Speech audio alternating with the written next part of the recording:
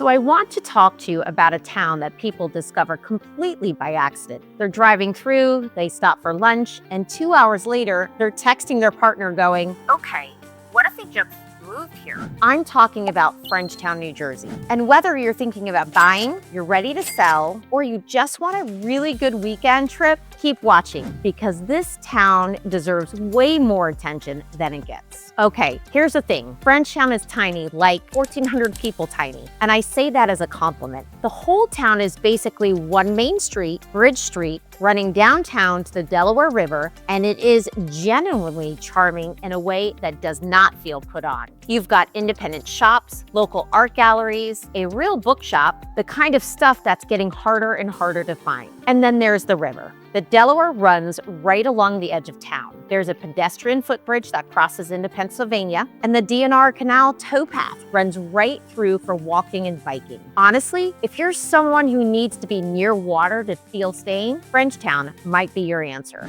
Now let's talk food, because Frenchtown seriously over-delivers for a town its size. Want to know something I love about Frenchtown's food scene? A lot of these spots are owned by people who are rooted here, and that comes through in the experience every single time. Take Piazza and Frenchtown Café. Same owner, two totally different vibes, both done really well. Piazza is your Italian sit-down dinner spot. The pasta is actually fantastic.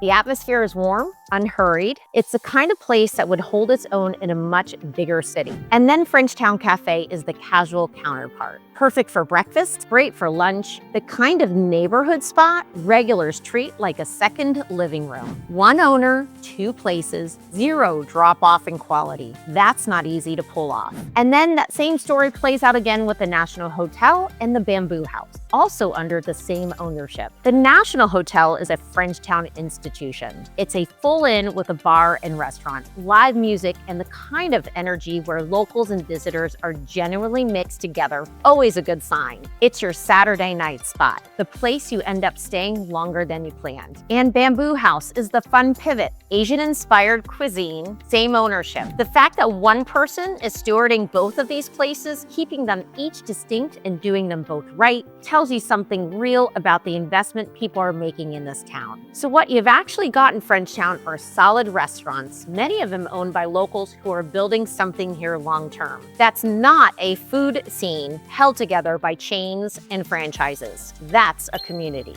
Here's what I really want buyers and sellers to hear, and visitors too. Honestly, this town has a real community. It's not just aesthetics. The Frenchtown Farmers Market runs seasonally, and it's a whole thing. Local vendors, good produce, the kind of morning where you go for eggs and come back 2 hours later having talked to half the town. Fall is honestly the move if you're planning a visit. The foliage along the Delaware is unreal. There are harvest events, gallery hops. The creative community here is active, not just decorative. And the holidays bring out the whole town. The kind of small town December energy that people who grew up in cities genuinely romanticize. For buyers, I want you to note this. A town with this kind of event calendar, this kind of foot traffic and community participation, fun events like Bastille Day and Riverfest, that's not an accident. That's a neighborhood that takes care of itself. And that matters for long-term value. Okay, real estate, let's get into it. The housing stock in Frenchtown is characterful, and I mean that in the best way. We're talking Victorian homes with original details, federal-style colonials, cottages, and some updated ranches, and newer builds as you get further from the borough center. If you've been scrolling Zillow and everything looks the same, this is the antidote. For buyers, inventory here is tight, and it has been for a while. People who buy in Frenchtown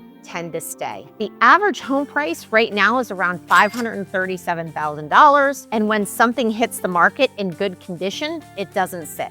The buyer profile here is people who want character, walkability, and real community, and remote workers have absolutely discovered this town. You're 90 minutes from the city, you've got a real quality of life, and your commute is optional. If you're buying, get your pre-approval sorted before you seriously start looking. I can't stress that enough. This is not a browse and wait market. For sellers, you're in a genuinely good position. What you're selling isn't just square footage. It's the farmer's market, the river trail, dinner at the inn, the footbridge on a Sunday morning. That story has value, and the right agent is going to know how to tell it. It is currently a seller's market with homes averaging around 42 days before going under contract. Properties with original character and good condition are the ones that generate the most interest. Here's my honest take on Frenchtown. It's that kind of place where people show up as visitors and leave as future residents. It just has that pull. If you're visiting, go for a weekend. Walk the bridge, eat at the National, do the river trail, bring someone you want to impress. If you're buying, don't wait on it. Limited inventory plus genuine desirability is a combination that doesn't favor hesitation. And if you're selling, let's actually talk. I'd love to walk you through what your property story looks like in this market because buyers here are motivated and they know what they want. Drop your questions in the comments. I answer all of them. And if you want to talk specifics, the link in the description is the fastest way to reach me. I'll see you at the next one.